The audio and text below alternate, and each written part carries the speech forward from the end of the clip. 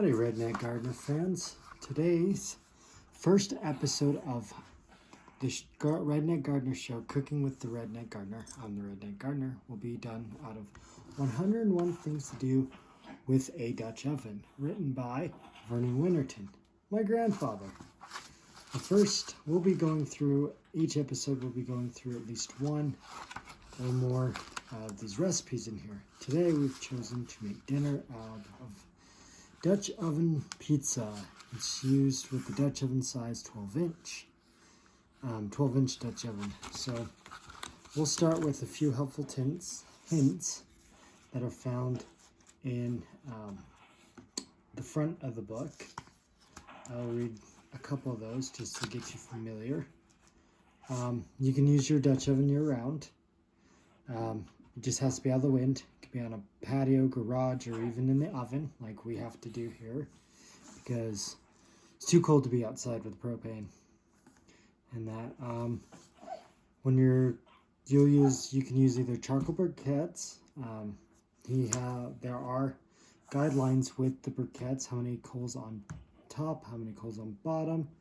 Remember, you don't want coals directly in the middle of the bottom or top, because they'll create hot spots. So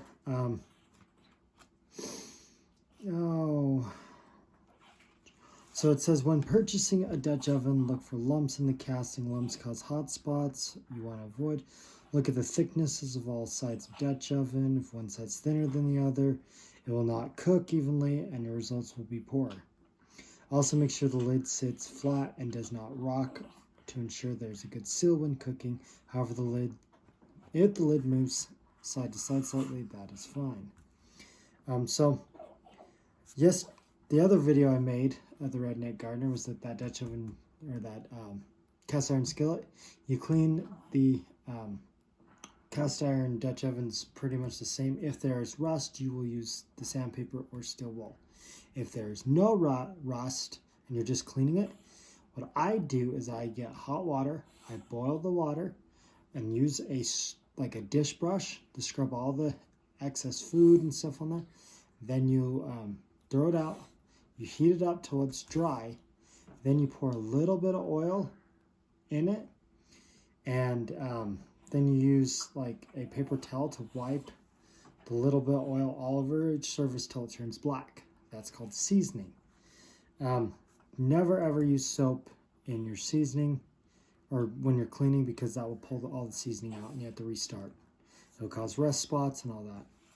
So yeah, so we're gonna go choose our Dutch oven. So y'all, this is a Lodge 12-inch Dutch oven. The lid sits flatly like it should. That's what a good seasoned Dutch oven looks like on the inside. There's the inside of the lid. There are basically two main manufacturers, Lodge and Camp Chef. We use mainly Lodge here. There are others. Cabela's has their own brand. Basically, it's a Lodge, or Camp Chef. I can't remember exactly, but I have a Cabela's. I've got a no-name one. It's still good, but most of mine are Lodges. That's the brand we really like around here. It's thick on all sides. It sits fine. And so we're going to get into our recipe. So we will need 3/4 cups water, 2 tablespoons vegetable oil, 2 cups of flour, half teaspoon sugar, half teaspoon salt, 2 teaspoons of yeast, and all your ingredients, or the rest of your ingredients, your tomato sauce, your toppings, your grated mozzarella cheese or shredded. It doesn't matter. So if you need it says variation. If you need a bigger pizza, double ingredients and take it in a 14-inch Dutch oven. There's a lot of differences, different size Dutch ovens, different models, and that. So we're gonna get started.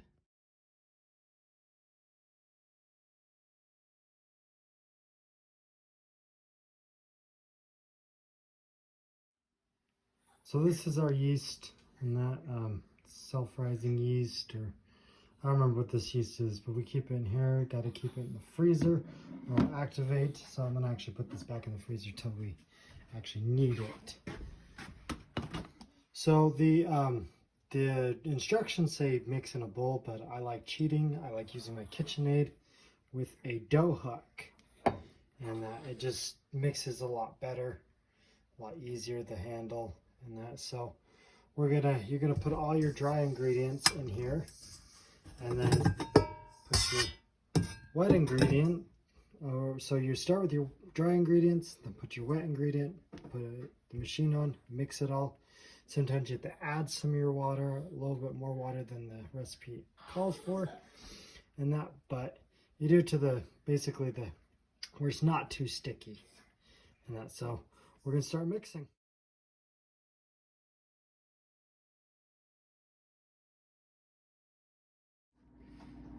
All right, y'all. That's all the dry ingredients: your flour, sugar, salt, and yeast. Next, we'll add the 2 tablespoons vegetable oil and the 3/4 cup warm water. Normally, we would use a liquid measuring cup, but unfortunately, I don't think I have a clean one, so we're going to be using this. It's a great guesstimation. But okay, here we go. Look what we found in the dishwasher. Amazing when we look for things. 3/4 cup warm water. First, we're going to do the 2 tablespoon vegetable oil. Okay, just works out a little bit better. As tablespoons, we will grab the tablespoon, and then we'll grab our vegetable oil and put it in. Fortunately, they do not have a liquid measuring cup that has tablespoons, unless you could use a medicine one, I guess, that has tablespoons and teaspoons. There's one.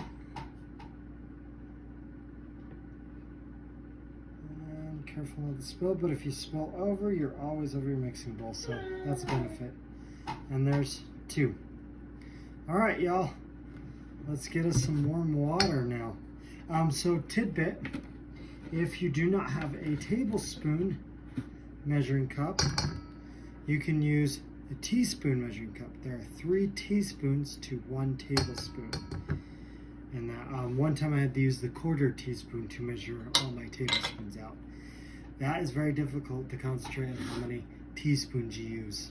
All right, now we have the liquid in there, and we're gonna lock the bowl in place, and we are going to hook this on. So first you want to line that up, push it up, push it over, put it down. There's a lock handle, lock it in place, turn on the speed to 6, and it's magic. Every so often you want to unlock it, turn it off, unlock it, pull it up, get a spatula, like one of the baking spatulas, the other ones, and kind of mix it around, pull it off. This is where we probably need to add more liquid to it. We'll see how it's getting stuck on the sides. So we're gonna unlock it, turn it off, unlock it, and then I will do this, the spatula. So this is the rubber spatula. This is my wife's, she got for Christmas. It's really punny, and that's a cheese one. Great Eurythmics pun. So let's switch hands here. Right-handed. So basically you're gonna kind of scrape stuff off that, get the edges a little bit better. Kind of do that, and we'll probably add just a tidbit more warm water to that. Yep, we're gonna let it run a little bit. We want to make sure you lock it again, and then more this time. So it might be just a little bit too sticky. If that's the case, you can sprinkle a little more flour to make it less sticky. So we're going to go on the next step. We're going to prepare our Dutch oven. Okay, this is a crucial part. You want to set your dough, your pizza crust dough, onto the oven while it's preheating, and cover it with a cloth to allow it to rise. It will rise for 20 to 30 minutes. Then you'll put it in the Dutch oven. You'll put it in, and going from the middle out, I'll show you that. You'll put it all the way to the sides. now we got that covered, we're gonna prepare the Dutch oven now. All right, now we're gonna prepare the Dutch oven by taking your Pam spray or canola oil spray or whatever, kind of nonstick spray, and spraying the bottom and the surfaces of your Dutch oven. That way it does not stick to anything. And be liberal about it. Not too, you don't want too much. And not just enough. Alright y'all, onto the sauce. So you'll normally use a 8-ounce can of tomato sauce if you do not have pre-made pizza sauce. I like using Italian seasoning, garlic powder, oregano. I love oregano. Sometimes I like using this Creole seasoning, give it a little flavor, a little kick. Black pepper, obviously, and salt. Sometimes if we ever get more of it, I love using onion powder, but we've been out for a good while. It's fine. Some of these spices are really expensive. If you have the opportunity to make your own spices out of the ingredients, like an onion and stuff like that, do it. It's amazing. We made crushed tomato seasoning. Excellent. And also you'll need your tool. I use a Pampered Chef can opener. It's been in our family for years and years and years. Still works great. Excellent. One of the best can openers I ever will use. So we'll just open this can real quick and we'll pour the sauce in. Oh, you'll need a fork to mix all these ingredients in, or something to mix all these ingredients in. I think we'll use a whisk this time instead of a fork, because I don't think I got any clean forks. It's fine. Oh, remember to set timers for your pizza and that as you're making it. You want to make sure so for your pizza dough, when it rises, it will double in size, and that's your cue that it's done and ready to go in the Dutch oven. Once you have it in the Dutch oven, you'll put all your stuff, all your toppings in that, your pizza sauce, your cheese, your pepperoni, or whatever type of toppings you want. So we're gonna pour this in. Now, you do not have to measure this out. I never measure, except for when I'm making the actual recipe for the pizza, because those call for actual real measurements. But normally when I'm cooking it up, I don't even care about measurements. So like this onion powder. There we go. Give liberally. Make it taste like onion. Italian seasoning. Give it a lot of Italian seasoning. Use some oregano now. Oh yeah. Love the taste of oregano. Makes everything pop. And then you want to be little amount of Creole seasoning. Just a little bit. And a little black pepper. Just a little bit. And then a little bit of salt to give that little salty flavor. Alright, we'll whisk it all together.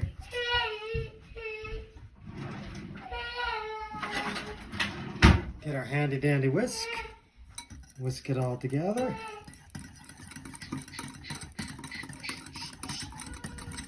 And voila, we have pizza sauce. We'll probably add a little more Italian seasoning to make it taste a little more like pizza.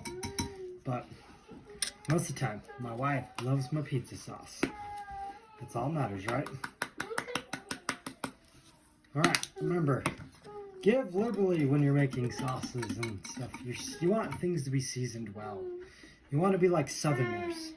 Southern food is always so delicious because it got so much flavor.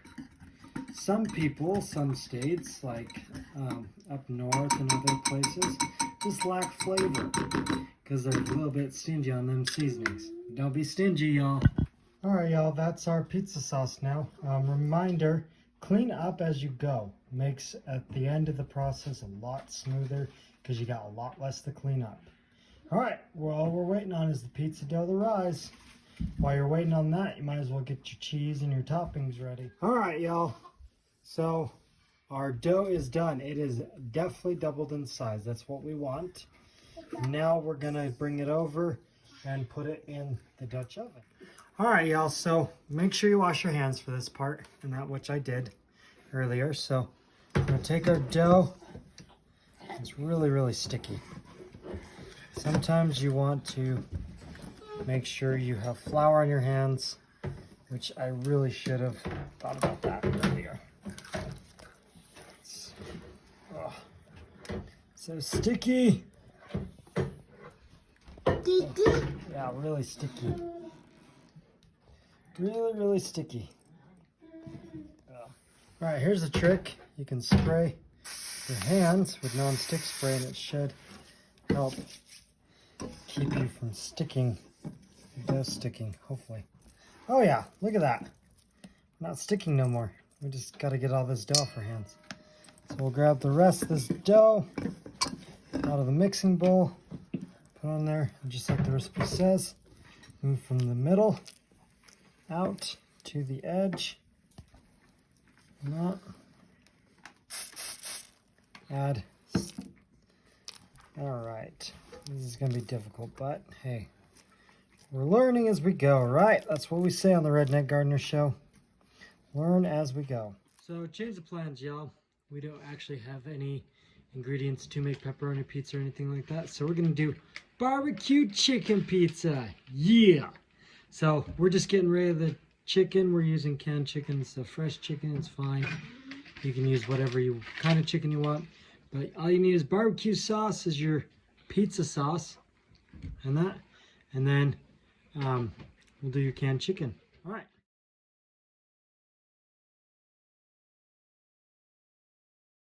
So we're going to add a little bit of seasoning. We're going to start with our garlic powder, then paprika, then Butcher's Blend black powder. Yeah, that's what it's called.